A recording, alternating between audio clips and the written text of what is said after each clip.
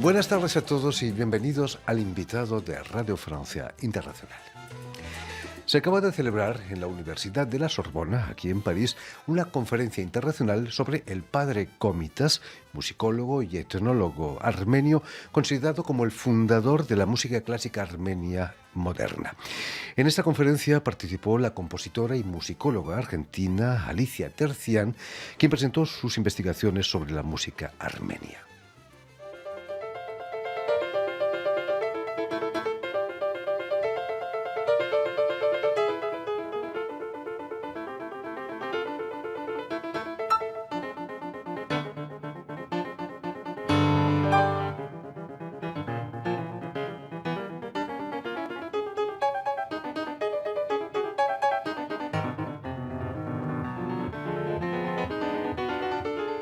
Y precisamente para hablarnos de esta conferencia y de su trayectoria como compositora y musicóloga, Alicia Terzian ha sido tan amable de venir a nuestros estudios. Buenas tardes, Alicia. Buenas tardes y muchas gracias por invitarme. Es un verdadero... Me siento muy feliz en esta radio. Permítame que explique ante todo que nació en la ciudad argentina de Córdoba ¿sí? en 1934, Exacto. si no me equivoco, pero que va a ser en Buenos Aires donde va a estudiar piano y más tarde composición en la cátedra de Alberto Ginastera, ¿no? El gran compositor. El contar como un catedrático como Alberto Ginastera, imagino que es un enorme estímulo, ¿no?, para una joven compositora como era usted. Bueno, la cuestión es que realmente la presencia de Ginastera en mi vida, cuando yo tenía 18 años y comienzo la clase de composición, porque yo había hecho mis estudios de piano superior, en fin, Conservatorio Superior de Buenos Aires tiene muchísima calidad. Y la presencia con Ginastera fue una necesidad que yo tenía de estar muy cerca de la vanguardia. No me pregunte por qué a esa edad yo quería estar cerca de la vanguardia, pero era algo que sentía profundamente. Y Ginastera fue no solo un gran maestro, sino que él viajaba muchísimo y cada vez que volvía de Europa, en sus múltiples viajes, porque la carrera duró 5 años, él traía toda la última novedad europea y él se fue encariñando conmigo de tal manera que me transmitía constantemente su conocimiento, su mundo, el mundo que se abría a él, lo transmitía a través de la cátedra conmigo. Yo realmente tuve mucha suerte y después continuamos siendo amigos hasta que él falleció. Él quería constantemente que yo diera lo mejor de mí, pero sobre todo cuando me enseñaba las técnicas, me decía: Alicia, es una técnica, no sirve nada más que para hacer una obra de acuerdo a esa técnica. Pero cuando tú compones y cuando tú comienzas a hacer una obra, como en este caso la tocata para piano, que era sobre un tema de una técnica que él me había enseñado, y yo tenía que ser un ejemplo. Y yo le llevo la obra, me dice: pero Alicia, yo te pedí que me hicieras un ejemplo sobre una técnica. Y le dije: maestro, me salió esto. Era una tocata de 4 minutos que la tocan en todo el mundo. Pero es un poco la presencia de una joven de 18 años, entusiasta, y que ya comenzaba a componer. Este entusiasmo mío fue lo que lo llevó a Ginastera a interesarse mucho en enseñarme constantemente a mí. Poco tiempo, es decir, era mi primer año de composición, y un día le digo: maestro, yo quiero componer un concierto de violín. Me mira y me dice: se puso así, se asustó porque no era la cátedra en el momento para escribir un concierto de violín. Me dije: bueno, vos podés escribir un concierto de violín, pero por favor, tenés que analizar todo lo que se ha estudiado hasta ahora y se ha escrito, porque vos tenés que saber que no vas a ser inventora de un concierto nuevo, sino de tu concierto. Entonces me obligó a analizar todas las obras que hasta el momento que yo componía, en ese momento era el año 54, yo tenía 20 años, y realmente él se entusiasmó mucho con mi desarrollo como compositora. Y justamente en ese año, el segundo movimiento del concierto, que es sobre un tema, digamos, popular, una melodía popular armenia, recuerdo que yo le dije: pero maestro, yo soy argentina, ¿cómo voy a hacer el segundo movimiento sobre una melodía armenia? Le digo: lo que pasa es que me toca muy en cerca porque la he descubierto. Leí unos libros sobre el padre Dayan que hablaba de Gomidas Bartabé, es decir, el padre Gomidas era realmente doctor en musicología, se había recibido en Berlín, era una eminencia, él había formado parte de la Sociedad Internacional de Musicología, era un Bartók para los armenios, esa es la realidad. Y le digo, pero yo soy argentina, ¿cómo voy a escribir sobre la melodía armenia? ¿Y sabes lo que me responde? Alicia, tus antecedentes, tu historia, la historia de tus padres te está llamando.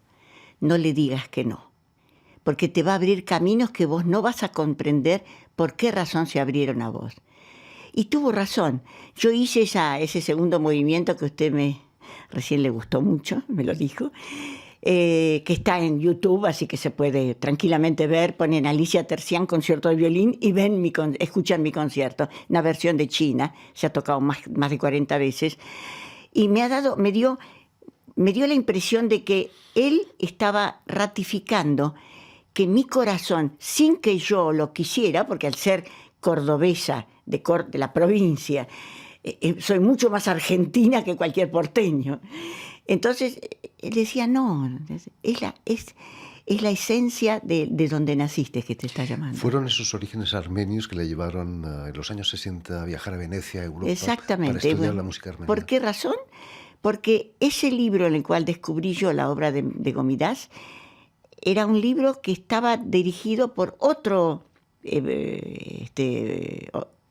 religioso armenio que se llamaba el doctor Leoncio Dayan, era padre de la congregación megitarista de Venecia, que estaba en la isla San Lázaro, es decir, era fantástico. Y entonces yo comencé a comunicarme con él y el padre Dayan comenzó a transmitirme todo lo que él había visto de más de lo que Gomidas había descubierto. Porque Gomidas lo había hecho en el año 1880-90 hasta el año 1915, que fue el gran desastre armenio con la muerte de 1,5 millones de armenios, la masacre, un hecho que marcó mucho a los armenios y lo marcó mucho al padre Gomidas. Pero hasta ese año él había ido al interior de Armenia, había descubierto muchísimas melodías que tenían, por una casualidad, ciertos cambios, y él había dicho, esto no es lo auténtico armenio, y había hecho lo que Bartók hizo en Hungría y con toda la música húngara de los países que lo rodeaban. Él empezó a limpiar, así un poco entre comillas, esa música y fue dejando 3.000 melodías folclóricas. Él era un gran etnomusicólogo, un gran musicólogo y además también un gran compositor, como lo fue Bartók. Lo que pasa es que en 1915 perdió la razón cuando vio la masacre, el genocidio de los armenios, y realmente murió acá en 1935 en París. Lo sacaron, no sé cómo, y lo trajeron a París, y él estaba invadido por ese dolor que había sentido, y se perdió un gran compositor, porque además de las melodías folclóricas, que son estupendas, se han guardado solamente 1.500, porque claro, mataron no solamente armenios, sino toda la riqueza de poemas, de escritores, de pintores, de un arte armenio que era realmente muy rico. Pero él también estaba ligado a la iglesia, obviamente, armenia. Entonces descubrió en el canto de la iglesia armenia que había ciertas melodías que él decía, nosotros tenemos que cantar como hablamos. Cuando tratamos de seguir una línea melódica de la melodía de 12 sonidos tradicional europea, hay algo que nos falla, hay algo que no, como que está a contramano. Y fue el padre Dayan, porque para Gomidas era cantar como hablamos, es decir, podemos desafinar de alguna manera.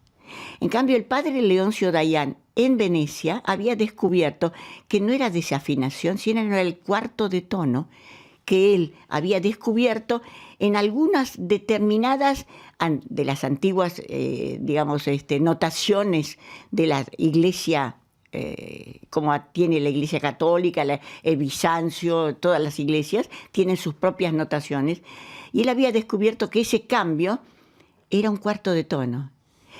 ¿Qué pasó en mi vida? Ginastera, mientras tanto, es decir, yo compuse el concierto de violín, compuse la tocata que acabamos de escuchar, después terminé esa primera etapa de mi vida con una obra que yo dediqué justamente a los 50 años del genocidio armenio en el 1965 y que ganó primer premio de composición orquestal en Buenos Aires. Y en ese momento le digo a Ginastera, le digo, mira, pareciera que yo no tengo más ganas de componer. Y me dice, Alicia, no te preocupes. Vos seguí estudiando, analizando, hacé música de teatro, hacé música de cine, hacé música para chicos, pero seguí en la música, porque ya va a venir. Date un tiempo, porque esta etapa que vos estuviste viviendo, yo sentí, dijo él, que con esta obra de orquesta vos la habías cerrado. Así que espera unos años. Y eso es algo que en general no hacen los compositores, que generalmente componen todos los años sus obras. Y Ginastera me dijo, si no tenés nada que decir de adentro tuyo y con una técnica que vos misma inventes, no hables. Y entonces, en el año 69, de casualidad, siento la necesidad de componer, pero son los microtonos que yo había estudiado con el padre Dayan, que había descubierto de la música de Comirás. Por esa razón me invitaron a esa reunión, seminario internacional la semana pasada. Vino a mi cabeza y yo compuse Shanti Niketan, que es una obra para flauta, sola, totalmente en microtonos de cuartos de tono. Es decir, ese sonido entre la, esa pequeña, yo la puedo tener porque yo ya me recontra acostumbré al microtono, pero la misma escala de sonidos de 12 para mí eran 24. Y fue un descubrimiento espectacular. ¿Por qué razón? Porque yo ya conocía por la historia a Julián Carrillo, un gran compositor mexicano, que trabajó justamente la totalidad del espectro de los miles de tonos, porque hay 16 octavos, 16avos, 24avos, es decir, entre una simple semitono puede haber 24 sonidos diferentes que hoy en la música electrónica se consiguen. Entonces, yo había escuchado la obra de Carrillo, que yo admiraba muchísimo, acá después fue conocida, pero no tanto. Francia a veces se olvida que en América Latina existen. Ellos nos afrancesan a nosotros cuando venimos acá. Hace 40 años fundaba el grupo Encuentros, sí, orquesta dedicada a la música contemporánea, sí, que ha viajado por el mundo entero. No es fácil, ¿no?, llevar por el mundo la música contemporánea. No, es que lo mío fue una casualidad. Yo en el año 67, Ginastera me dice, Alicia, sos mujer, tenés mucho talento. Él lo decía, yo no lo dije. Como compositora, tenés que ir al mundo, porque no te van a reconocer. América Latina es un poco complicada. No me quiso decir la Argentina, pero obviamente él sabía de qué hablaba. Y digo, ¿pero qué hago? Te vas al mundo, andate a Europa, empezá a hablar de tu música, de la música de tus colegas, ya que vos tenés tanto entusiasmo por difundir la música argentina y la música latinoamericana. Y me vine a Europa. En ese momento la Fundación Gulbenkian de Lisboa, que es una gran, enorme fundación, tiene orquesta, coro, etc., tenían ya conocimiento de mi personalidad, no porque yo era armenia, sino porque, bueno, había trascendido de alguna manera. Mi música orquestal se estaba tocando en la Argentina, bueno. Y entonces me invitan. Y en ese momento yo comienzo mi carrera europea. 10 años más tarde, estamos hablando del año 68, yo comienzo mi carrera europea. 10 años más tarde, en el año 78, yo estoy en París, viviendo varios meses, porque yo he ido y venido y tengo mucha relación con casi todos los compositores franceses, hasta los más jóvenes, porque me importa mucho, este es un país muy rico, que engendra mucha relación, muchos campos nuevos. Y recibo un llamado del Festival Internacional de Zagreb. estaba instalada en la ciudad de la música, Cité des Arts, y digo, sí, me dice, queremos que venga el año que viene, en el año 79, a hacer su música. Y le digo, bueno, pero yo querría traer la música de mis colegas también. Y dice, bueno, usted decide, nosotros queremos hacer su música. Si usted quiere traer sus colegas, le digo, ¿y qué les parece si yo traigo mi conjunto de cámara? Ah, muy bien, muy bien. Entre nosotros no tenía conjunto de cámara, todavía no había nacido. Llego a Buenos Aires y los llamo a los mejores músicos. Mis músicos han sido siempre los primeros de la Sinfónica Nacional, de la Filarmónica del Teatro Colón, de la Orquesta Estable del Teatro Colón, que son los que están en la foto notablemente de mis discos. Y les digo, bueno, tenemos una gira, pero solamente tenemos un concierto por ahora, que es en Zagreb. ¿Y qué vas a hacer? Y yo me voy a ocupar. En estos 10 años que pasaron entre el 68 y el 78, yo había hecho muchísimas. Yo era además representante de la Sociedad Internacional de Música Contemporánea. Yo había, en Argentina, puesto muchos lazos entre las juventudes musicales internacionales con la juventud argentina, la educación musical. Es decir, yo tenía con la UNESCO una relación muy grande, de la cual luego fui también vicepresidenta. Bueno, son quizás los errores que pasan en la vida. Entre las múltiples distinciones y premios, quizás la más emotiva, la más interesante fue la de embajadora para la paz de la UNESCO, ¿no? Bueno, eso fue muy...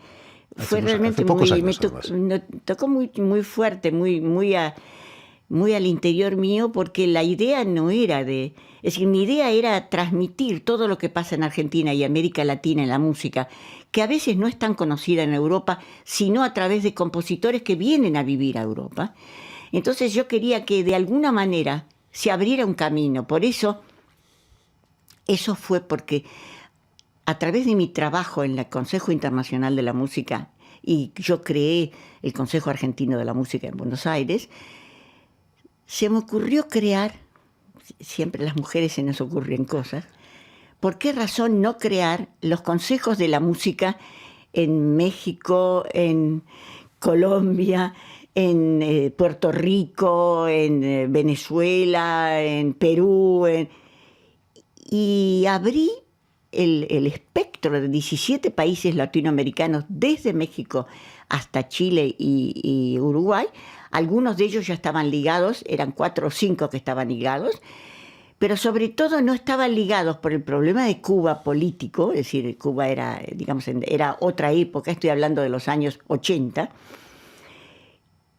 Estados Unidos, digamos que con la UNESCO no estaba tan relacionada en ese momento.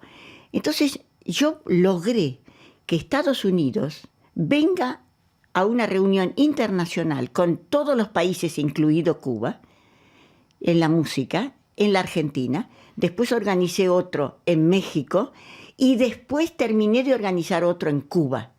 Es decir, logré que a La Habana vinieran de Estados Unidos delegados, compositores, músicos norteamericanos, y se sentaran en la mesa, en una época en la cual afuera en la calle pasaba otra cosa en Cuba. Sin embargo, como mujer un poco así, demasiado libre, yo siempre he sido muy libre, siempre he creído que podía hacer cualquier cosa y que nadie podía detenerme. Y me di cuenta que se puede hacer siempre y cuando la relación que uno tiene sea directamente con la música, es decir, con un arte que es el que hace, en el cual todos nos sintamos hermanos. Y por eso, bueno, en algún momento me hicieron embajadora de la paz, pero no fue mi intención ser embajadora de nada, sino al contrario, ser un medio como para que la música de Argentina y América Latina llegara a Europa. Y creo que lo conseguí, porque ayer estuve con Paul Mifano, que es un gran compositor francés, y me decía todo lo que hemos hecho contigo en Buenos Aires, y tenía razón.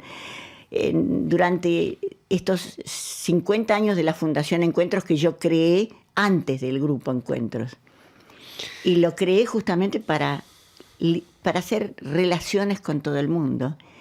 En fin, muchísimas gracias, Alicia Tercial. Muchísimas felicidades por estos 40 años del Grupo Gracias. Encuentros y sobre todo por haber hecho el esfuerzo de venir hasta nuestros estudios. Permítanme también dar las gracias a Vanessa Loiseau y a Suel Kedir, quienes han estado detrás de los cristales al tanto de la Gracias. realización de este Gracias. programa, y enviar un saludo muy cordial a nuestros telespectadores, porque también los tenemos que nos siguen en toda América Latina gracias a una cadena uruguaya de televisión, Canal U de Montevideo. Y a ustedes muchísimas gracias por su atención y les damos cita para una nueva edición de El Invitado de Radio Francia Internacional.